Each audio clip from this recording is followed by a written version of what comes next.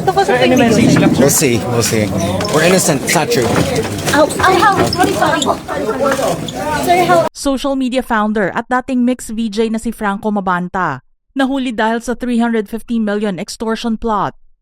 Hinuli ng National Bureau of Investigation o NBI si Franco Mabanta, founder ng Peanut Gallery Media Network o PGMN, at 4 na kasamahan noong Martes ng gabi, May 5 sa Pasig City, dahil sa pagtatangkang manikil ng 350 million mula kay Leyte Representative Martin Romualdez.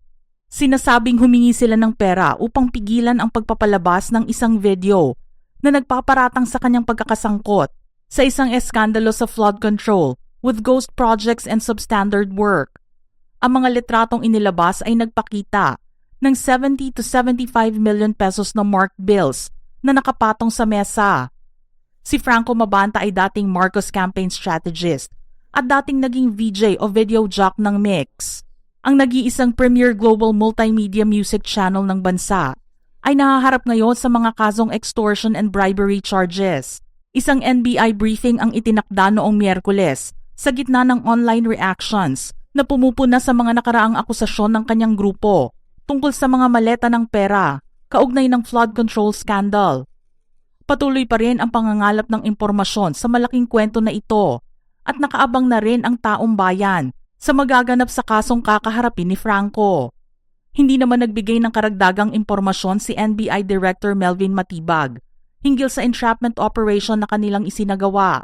Sinabi rin ng NBI Director na isang expose ang video na tinutukoy nila, ngunit hindi na kailangan pang pag-usapan ito dahil hindi na ito ang issue sa pagkakahuli ni Mabanta.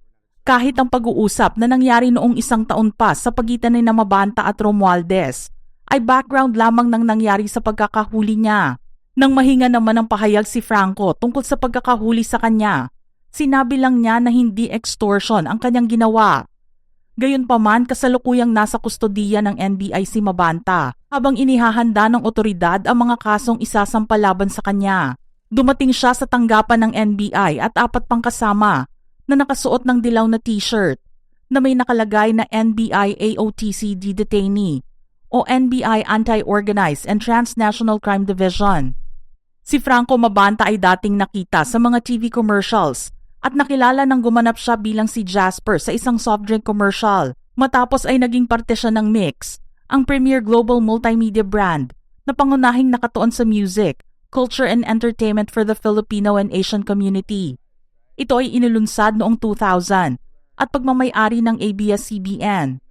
Itinatag naman niya ang PGMN o Peanut Gallery Media Network, isang social media political commentary network, at inilarawan bilang isang platform na nakatuon sa political commentary at inilarawan bilang isang free speech absolutist channel.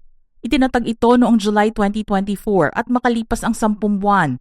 September 2025 ay inilarawan ito bilang isang startup na nakikilala na para sa papel nito sa independent media. Nakilala rin si Franco bilang isang social media director at PR strategist para kay PBBM simula noong 2018 na nag-ambag sa kanyang political build-up bago ang 2022 elections. Mga ka-showbiz peeps, anong reaksyon nyo rito? Type your comments below.